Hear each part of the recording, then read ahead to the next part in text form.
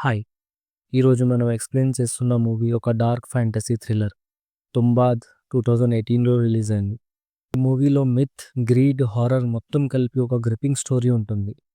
Director వచ్చి Rahi Anil Barve, hero Soham Shah, hero role వచ్చి Vinayak Rao. Let's start the untold story of Hasta the forgotten god. Story start అయ్యే ముందు ఈ ఛానల్‌ని సబ్స్క్రైబ్ చేసుకోండి, లైక్ అండ్ కామెంట్ కూడా చేయండి. స్టోరీ స్టార్ట్ అయ్యే ముందు ఒక పురాణ కథ స్టార్ట్ అవుతుంది. ఒక దేవి గ్రాండ్ క్రియేషన్ చేస్తుంది. 16 కోట్ల గాడ్ అండ్ గాడెసెస్, అందులో ఒక్కడు హస్తర్. ఆయన దేవి యొక్క ఫస్ట్ చైల్డ్. హస్తర్కి 2 కోరికలు ఉంటాయి, ఒకటి బంగారం, ఇంకొకటి అన్నం.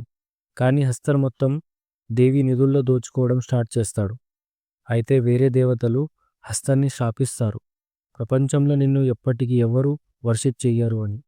నువ్వు మాత్రం తల్లి దేవి గర్భంలో మాత్రమే ఉంటావు. అప్పుడు ఫిక్స్ అవుతుంది, హస్తర్కి టెంపుల్ బిల్డ్ అవ్వదు, ఓన్లీ దేవి కడుపులో మాత్రమే ఉంటాడు. ఎక్కడంటే తుంబాద్ అనే విలేజ్లో. 1918లో వినాయకరావు ఒక చిన్న పిల్లోడు ఆయన మదర్తో ఉంటాడు. ఆయన గ్రాండ్ మదర్ హస్తర్ యొక్క రక్త సంబంధంతో ఉంటుంది. తన బాడీ మొత్తం చైన్స్తో పడి ఉంటుంది.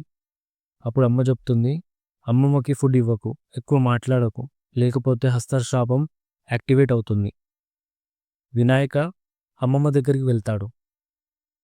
అమ్మమ్మ చెప్తుంది, దేవి వామ్లో ఒక అంతులేని గోల్డ్ దాగి ఉంది. అప్పుడు వినాయక మైండ్లో ఫస్ట్ సీడ్ అనేది ప్లాంట్ అవుతుంది, గ్రీడ్ ఫర్ గోల్డ్. కానీ వార్ మరియు బీదతనం వల్ల వినాయక ఫ్యామిలీ తుంబాద్ వదిలి పూణేకి వెళ్ళిపోతారు. అయితే వినాయక మైండ్లో మాత్రం అదే ఉంటుంది, దేవి వామ్లో వెళ్ళి గోల్డ్ తీసుకోవాలి అని. 20 ఏళ్ల తర్వాత 1930స్లో వినాయక తిరిగి తుంబాద్కి వస్తాడు దేవి వామ్ కోసం. అమ్మమ్మ అప్పుడు 200 సంవత్సరాల నుంచి కూడా బతికే వినాయక గోల్డ్ కోసం దేవి వామ్లో పోవాలి అని ఆలోచిస్తాడు. ఎలాగైనా రిచ్ కావాలి అని వెళ్తాడు. ఒక పెద్ద చెట్టు కాడ బావి ఉంటుంది, ఆ బావిలో దిగుతాడు. అక్కడ నుంచి దేవి వామ్లో వెళ్తాడు, అంటే దేవి కడుపులో వెళ్తాడు. తెలివిగా ఆలోచించి ముందే పిండి బొమ్మలు చేసుకొని వెళ్తాడు. అక్కడ ఆ పిండి బొమ్మలు అక్కడ వేసి గోల్డ్ కాయిన్స్ తీసుకొని బయటికి వచ్చేస్తాడు. స్టార్ట్ అవుతుంది గోల్డ్ వేట. ఇట్లా చేస్తూ వినాయక రిచ్ అవుతాడు, మ్యాన్షన్ బిల్డ్ చేసుకుంటాడు, లగ్జరీ లైఫ్ ఎంజాయ్ చేస్తాడు. కోరికలకు ఎప్పుడు అదుపు ఉండదు. వినాయకకి ఒక కొడుకు ఉంటాడు, పాండురంగ.